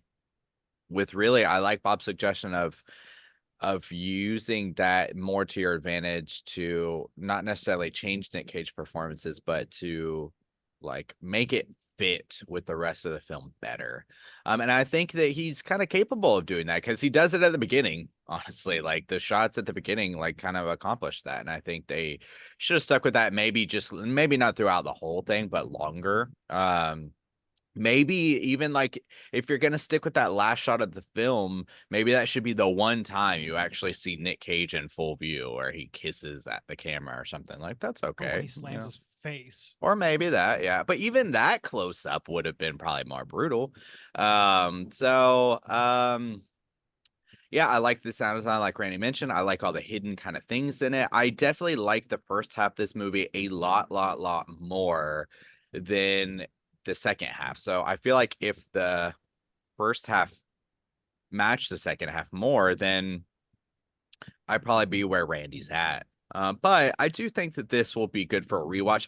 I kind of feel like Randy when he was watching Deerskin, where this kind of like tone shift, where you're kind of like, whoa, what the fuck is going on? Definitely caught me by surprise. And the fact that I was just naturally laughing through part of it is part of a problem too. I mean, you just shouldn't be laughing at a movie like this, but I was. I mean, I will say this. Silence of the Lambs, going back to that well, I mean, I laugh my fucking asshole off That's at some of fair. the things Buffalo Bill says. That's fair. That's fair. Is That's she a fair. great big fat person? Is one of the funniest fucking lines I've ever heard in my life. That's fair. Okay, yeah, that is fair. So yeah, I don't know. And it's not even necessarily that I don't like Nick Cage's performance. It's just that it feels a little weird. Also, too, one thing I kind of want to mention since somebody brought it up. When Bob was talking about it, and I was like, is this an A24 film? He's like, no, it's not. It felt kind of like we have A24 at home. It kind of felt a little bit like a cheaper kind of version of A24. It felt like they were really trying to kind of be A24 and didn't really achieve that. And so that was kind of rubbing me in a weird way. But ultimately, I think I'm going to give this a 3.25 with room to grow. I think I could see myself enjoying this film a lot more on another watch. But in my first experience, I was disappointed with the second half for sure. But the performances are really good too. I thought like everybody else, the mom, the boss, I agree with Bob. I thought Micah Monroe did a really good job as well. Something real quick, like just like to the point of this movie making you laugh or whatever, and like in support of what you're saying, I would say that yes, Silence of the Lambs has those moments, but also like think about Hannibal Lecter telling the mayor of Baltimore, "Love the suit," like, and that's the last thing he says. Like that comes after he is very clearly in complete control of the situation in a Yeah. very eerie way. I didn't really get a whole lot of feeling that Longlegs was in control, even though he was the whole time. Like that maybe is a Yeah. missing element to me. He felt like He deranged, but didn't not feel necessarily competent. controlled Yeah, he or didn't feel competent. Yeah. competent. Yeah, he Mhm. felt just crazy, So wackadoo. I mean, maybe that's Yeah, part of what made him less intimidating to me and made the funny, maybe. made some of his goofiness funnier than it should have been. Because if they're goofy after being fucking terrifying, then it kind of has it makes it kind of creepy, still creepy. Like that lingering creepiness is what you get. I don't know. Bob, out of 5. Yes, How do you feel Bob. about long legs? Oh, hey. I like the idea of a serial killer, just to touch on that isn't necessarily overly confident in what he's doing. That could be really interesting if they had like dove into that a little more. But at the end of the day, he's not even a serial killer. He's just creating dolls and making people kill each other. But I do like a lot of stuff that's happening in this movie. I like that there's some sort of like common influence and focus about Satanism, the satanic panic and stuff like that. I like that is imbued in this movie. It's just the thing that is the most interesting about this satanic panic is that it's like it's a moral panic and it's not rooted in reality. And this movie sort of erases that and says, no, this shit's real. And which like could work in a different movie like Hereditary, but it just doesn't quite work for me in this sort of police procedural type setting where I just would prefer to see a straight ahead crazy person serial killer. But that could just be to taste, personal preference. I know a lot of people that have seen this and it totally did work for them and they love all the supernatural doll ball stuff. Doll It's ball. just not what I would prefer to see in this. I do like the acting. We've been through the cinematography and the sound design and all. It's just craft wise amazing. I love the intro to this movie. The first scene we get before the title card hits. It's like one of my favorite things I've seen all year. I could watch it over and over again. I do look forward to rewatching this and like picking out spooky stuff in the background. Literally seeing like the outline of Satan in the woods is just too much for me though. Like the wide lingering shots that make you feel like you're being watched is enough. I don't need to like actually see a shadowy Satan figure in the woods. Just let it linger and let my mind go wild. You don't waste your time CGI in a little shape in there or whatever. Hey, fuck you. Fuck you. Micah Monroe killing it here. Nick Cage, for the most part, killing it. I like the vast majority of his choices. I think it probably would have served the movie better if it was a no name, because it's hard, even underneath all the prosthetics, it's hard not to just see Nick Cage. We're so familiar with him at this point. It's tough to get around that. But yeah, I think we kind of touched on just about everything. I like that he's a metalhead. Hail Satan. I'm going to give this a 3.5, kind of in between y'all. And we'll see. I definitely want to rewatch it though and see how it sits. I feel better about it or worse. I'm not really sure which way it'll go, honestly, but I feel like I not went terrible. high now. Like You did. Well, it's I your went pretty it's high. your score, man. You can be whatever Boys, you want. also, too, I forgot to mention another sneaky Christmas movie. There's a Christmas tree, right? We see a Christmas tree. Was there one? I Oh, Jesus believe. yeah. Christ. Oh, yeah. That's I'm a hidden watching this on cameo. Christmas morning. I can't wait. And I got you Also, a gift. we know somebody who has a birthday on the 14th, so might be a fun little wonder birthday who. watch, Bob. Oh, Oh, Christmas Longlegs is in June. coming for your Oh. asshole, Bob. Oh, Birthday. you can't handle this asshole. Dude, that birthday song was a little too much.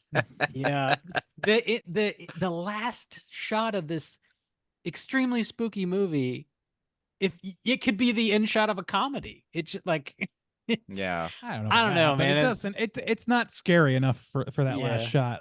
I don't know what would be, but like I understand they wanted to leave the lingering impression of their scariest Boogan in the Yeah. movie. Satan's everywhere. Bits of Satan are in everybody. You can kill him, but you can't get rid of him. And yeah, but it was just too much. Anyway, Mhm. that's my 3.5 is going to put our aggregate at a 3.6. Let's go and jump into our Rotten Tomatoes segment. See what the critics and users think about Longlegs.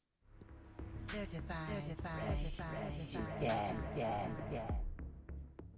I'm immediately having regrets about my score. I should go like 3.5 seems more accurate. I wrote it in This ink, is Randy. I mean, it's in on blood. record now. You know, Oh my everyone's gonna God. associate you with that score forever now. Oh my My God. opinion is static and never changes You once know, the Randy number gave is laid Longlegs out. a 4. I mean, Did you hear what that's so Randy did over hot. at Straight Chilling? What a Well, Be loser. talking about I this know. 5 years from now.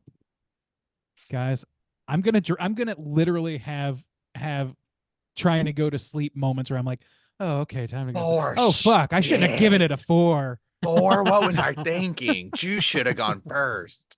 Oh God. It used to be that way. Now I'm shooting from the hip like a Oh fucking God. goober. All right.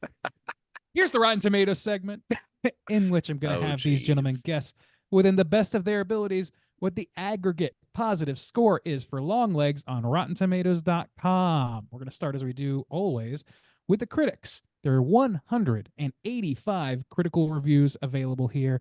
Bob, why don't you kick us off? What do you think the aggregate of positive scores are in percentage points for Longlegs?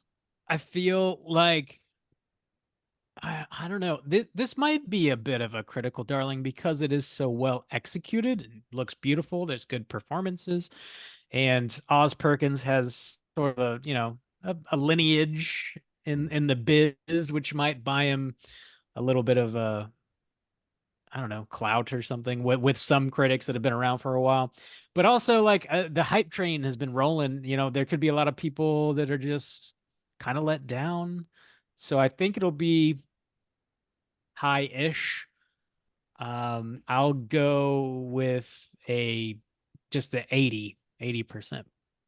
80%. All right. Juice, where are you coming in on this? Yeah, I think it's gonna be high. I don't know. I think critics are swinging on the Nick Cage nutsack these days.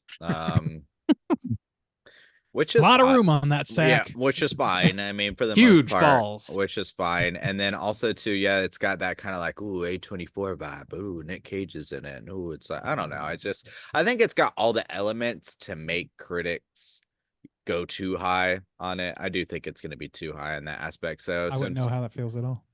yeah, exactly. So since Bob went, I'll take the boys. 80, Project 86. All right.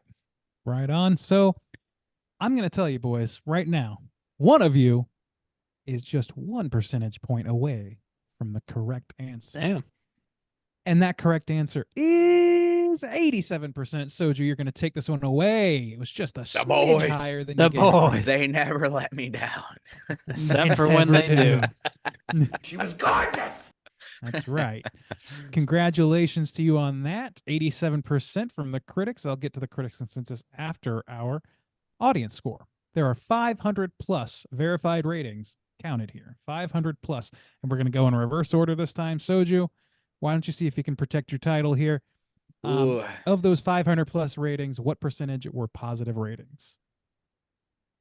500 plus. That's actually kind of surprising. That's kind of high. I think this is going to be maybe a little bit lower than the critics, but maybe not by too much. So I'll say 77.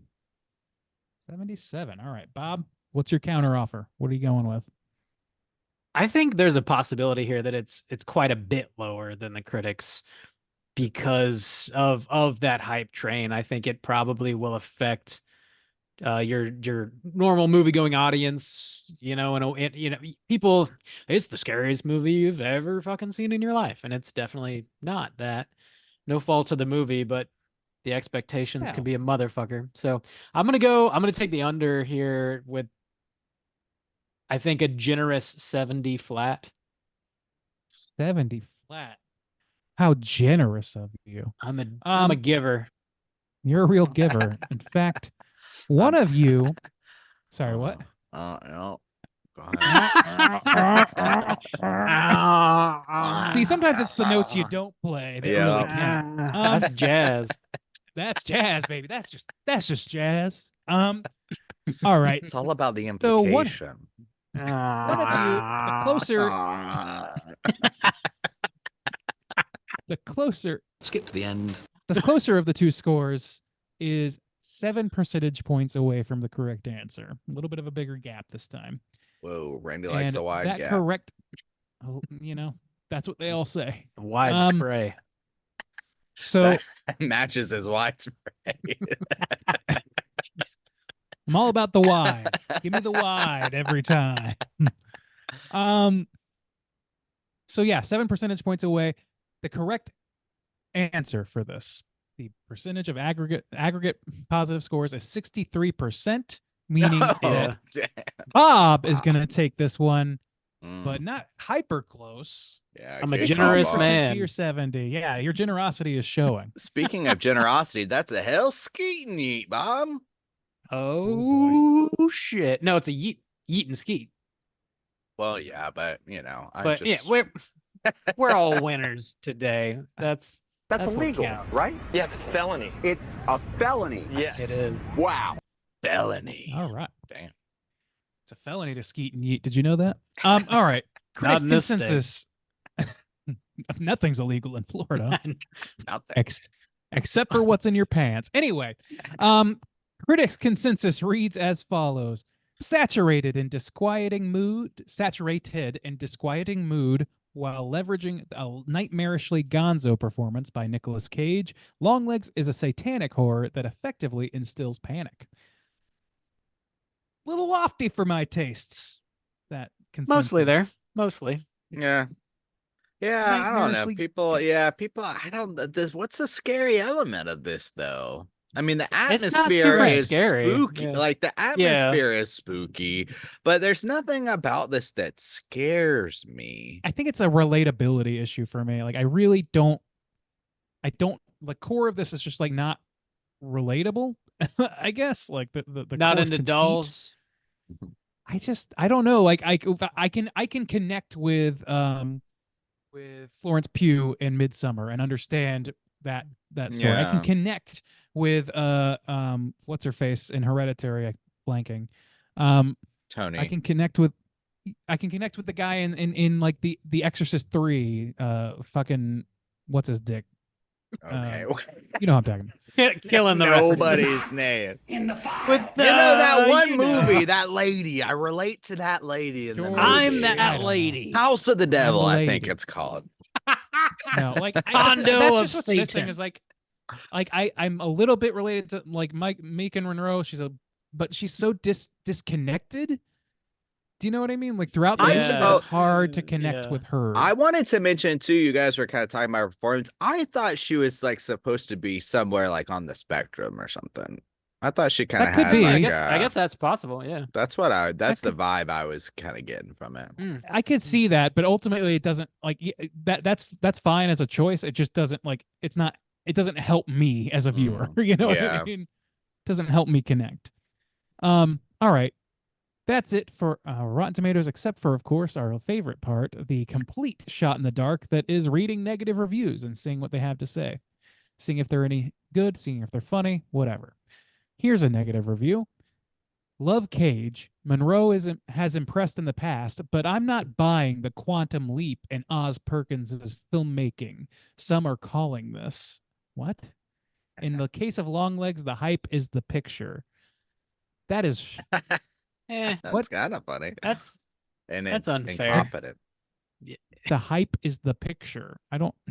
Quantum But- Leap, Hyper Jump, the hype is the movie. He's being funny. Is he? Mm. Trying.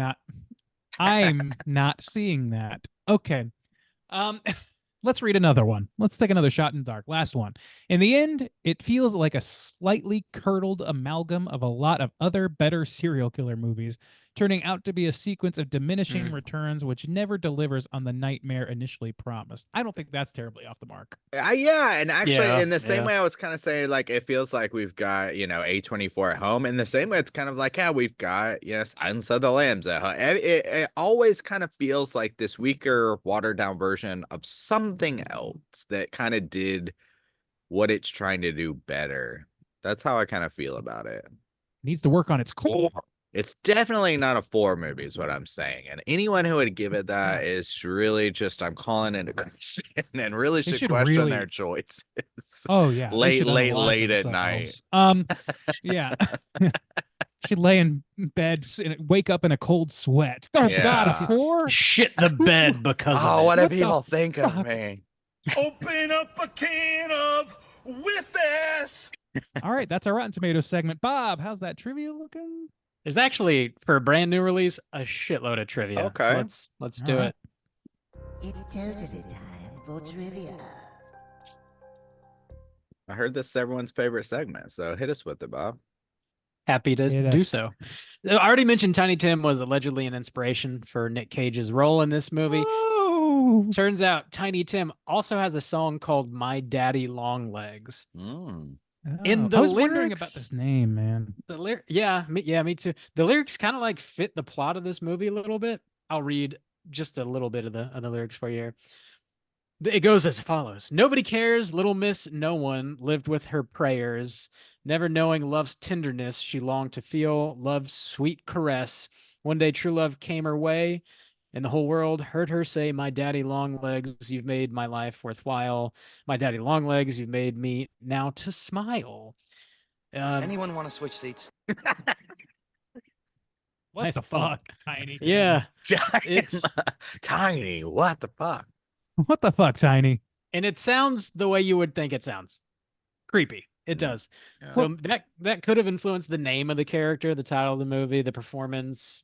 I mean, That it sounds- seems That's more like if plausible than anything else I've heard.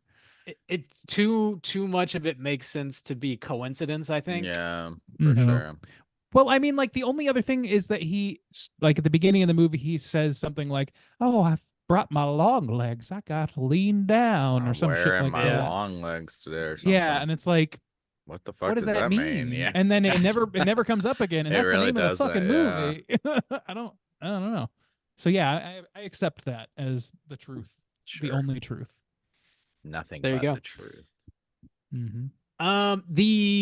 The film soundtrack was composed by Zilgi, which is a pseudonym for Elvis Perkins, the brother of director Oz Perkins. Oh, And I believe he's scored all of his movies, which is pretty That- cool. He did a good job. So, yeah, he did a great job. The Perkinses, man. yeah, they're doing it. There's a talking about the marketing a little bit here. There's a paid advertisement featuring a cipher published in the Seattle Times on Friday, June 14th, on my birthday, apparently. A reference to the letters the Zodiac killer mailed to local newspapers in Northern California for publication that directed readers to visit the birthdaymurders.net, which is an in-universe website detailing a series of murder-suicides throughout the Pacific Northwest, which all of this just feels so much like the Blair Witch Project, right? It's like what it Yeah. reminds me of the Yeah. most anyways, which really That's did actually that go ahead. movie a lot of favors, obviously. I love the extra bullshit that they're doing for the marketing. Like it's so simple. I just pulled this up. It is like the most Web 1.0 website you can possibly imagine. Nice. But it's like eerie in that. Do you know what I mean? Like Yeah. it's like I don't know, man. I love it. I love that sort of shit. It's not an ARG. I appreciate that it's not like I don't know, like overblown and like oh you gotta like go through like 12 steps and then eventually you get to a trailer. Like I hate when they go too far with it, but like, little things like this, like the phone call thing, the phone number they put on the billboard that had Yeah. Nick Cage's voice, It's just fun, man, and they're very easy to set up. You just got to have the gumption to do it. Yeah, the phone Yes, number you'd gumption. call was 458-666 hell, and then you'd hear Nick Cage say something creepy. Also, apparently, Nick Cage and Oz Perkins made this movie sort of being influenced and also as a tribute to their mothers, which doesn't say a lot of good things about their mothers, I would think. But Oh boy. some sort of like lying, shielding your parents or your kids from the horrific things that you do, or the horrific things you do to like save your kids, or you think you're saving them, but you're, I don't know. like the look of it. Man, there's something going on there. Oh boy. Longlegs quotes the poem Satan Says by Sharon Olds in his messages. The poem is about a girl locked in a cedar box being told by Satan that he can get her out if she blasphemes against her family. She does so, but Satan then seals her in the box and leaves her there. What a Cool. dick. I know. Satan's a dick. Who would have thought? He's a welcher, man. He welches on deals. Well, I mean, Piece you of know. shit. There's also a book featured in this movie called The Golden Bough, A Study in Magic and Religion by J.G. Frazier. It's shown in a bunch of crime scenes and stuff. It's a 12-volume series of anthropological texts on the observations of mythical and religious practices, taboos, and ceremonies from around the world. Maybe there's something about metal Good balls Lord. in one of those. 12 volumes. It's very thorough, apparently. There's a bunch of T-Rex lyrics referenced in this, and also some lyrics from Tommy James and the Shondells as well. Probably some other bands that I just did not recognize. That the nonsense that Nick Cage is saying might have been more often lyrics than not. I'm not sure. Here's the last bit I've got here. A Dakota birthday card in the film reads, "Stood upon the sands of the sea." This is a reference to Revelation 13:1 from the Bible, which reads, "And I stood upon the sand of the sea and saw a beast rise up out of the sea, having 7 heads and 10 horns, and upon his horns 10 crowns, and upon his head the name of blasphemy." So there's definitely like a theme of blasphemy happening. Well, of course, here come the demons. Here they come. Here come the demons. So yeah. There you go there. Oh, also Micah Monroe, first scene she shot was the big like face to face with Nick Cage. They like hid him away from her. So that was like the first time the scene in this movie was the first time that she actually saw his look. Yeah, they marketed that heavily. Yeah. Like sure her heart rate shot up or something like Yeah, that. exactly. Like, yeah. which means they were monitoring her heart. Weird. So okay. In the interview I listened to, I guess she had like a lav mic on that was connected to like on-set radios. That might be a common thing. I don't know. We don't make movies, but that was close to her heart, and I guess that picked up her heart rate, and they could hear it like going crazy. faster and faster and faster, which is crazy, man. I may have spoken too soon on this on the ARG stuff, because looking at this website, I just clicked a link that's just Cypher and downloaded it, and you have to have a password to open it. Starting to feel a little ARG to me, little alternate, too much alternate reality gamey. But whatever. I've Optional got the stuff, Cypher decoded, Randy. I can send it to you, and you can go nuts. I'm good. I have enough homework. That's fair. Okay, yeah, that's all the trivia I got. Let's do a quick little cooter segment. Straight chillin'. Cooter of the week.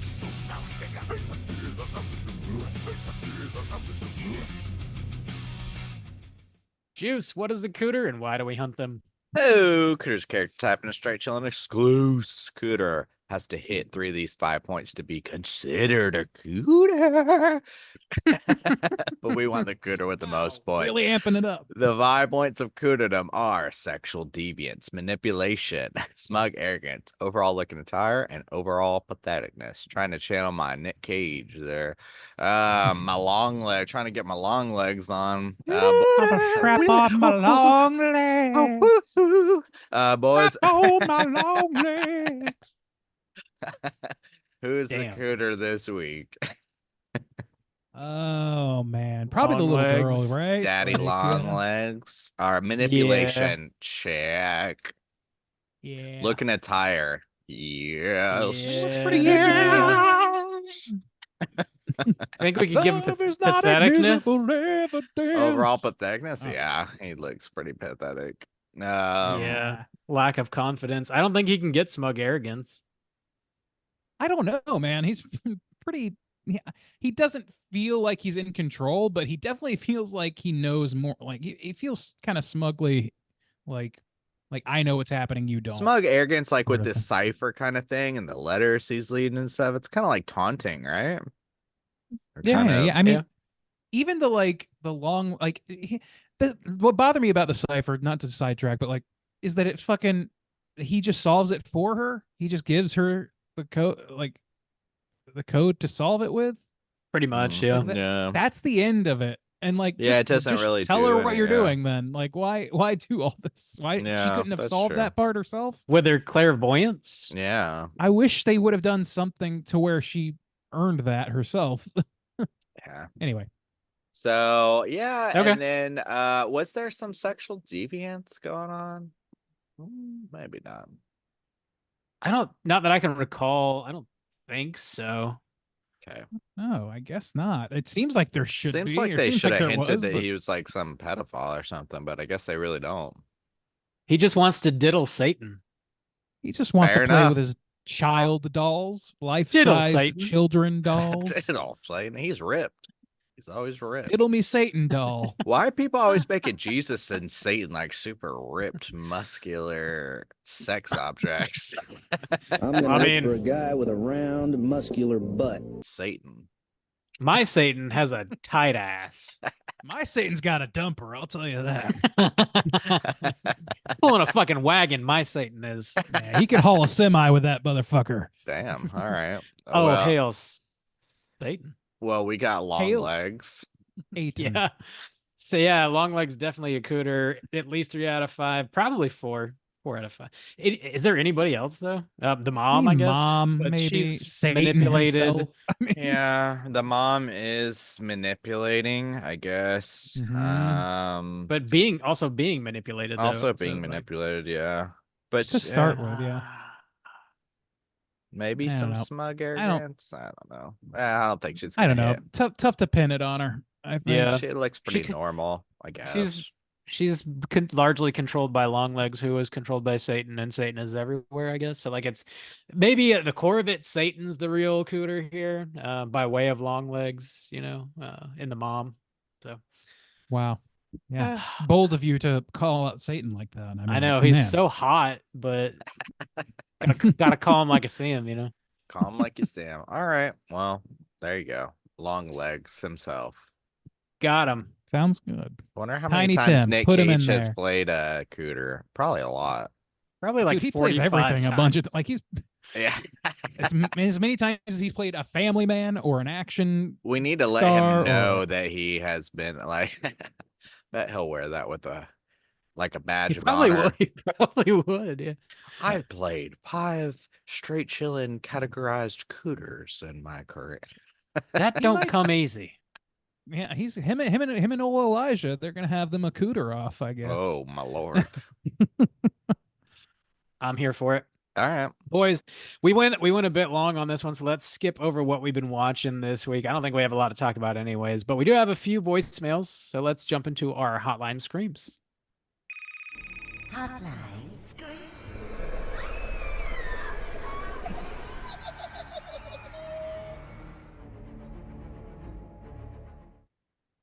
All right, there, boys. If you guys are listening and want to call and leave a voicemail, you can do so at 904-638-3231.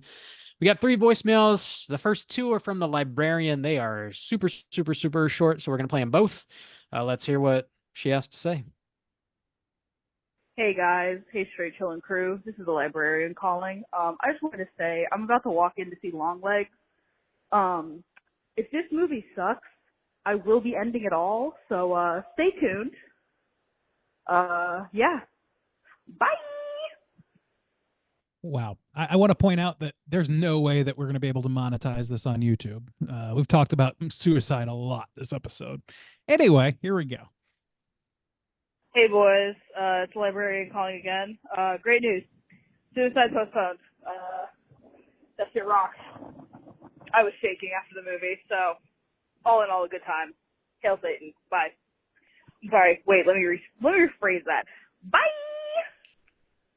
It's more like Damn, it. people are really digging this movie. Damn. A lot of I wish people I- do, yeah. I wish I did. I'm jealous. Well, Randy gave it a 4. He loves it most. Randy definitely got that experience. I'm on the for right side of sure. history, so you know. Yeah, well, I'm glad you enjoyed it, Librarian. Yeah, for sure. Yeah, I'm shaking after it. Damn, that's wild. It was not that intense. There's like a thick level of dread happening, but not quite. Didn't get to me quite that hard. Very hefty, thick layer of dread. Yeah. And the beer was just subpar. I had no beer. This was a 9:25 a.m. showing I went to. Damn, man. That's crazy. Yeah, it is. I don't know why. Yeah, they're showing movies at like 9 o'clock in the morning now, which is like, I'm an early riser anyway, so it's fine. Yeah. That doesn't bother me, but convenient. Cool. We got one more voicemail. We're gonna hear from ya boy Mikey. Let's hear what he's got to say. Michael. Hey boys, it's Mikey. I was just thinking about you guys, and I figured it would be a good opportunity to leave a message or a voicemail for the first time. Just fun little story. Yesterday, I was laying down for my daily nap, and I had a dream. I usually have very vivid dreams. I actually had a dream journal that I write my stuff in, the ones that I can actually remember. And this one was pretty funny. The dream started, I was at Bob's house, and we were about to record an episode of Let's Get Physical. And randomly, Randy just barges through the front door, and he's wearing all black, and he's super sweaty.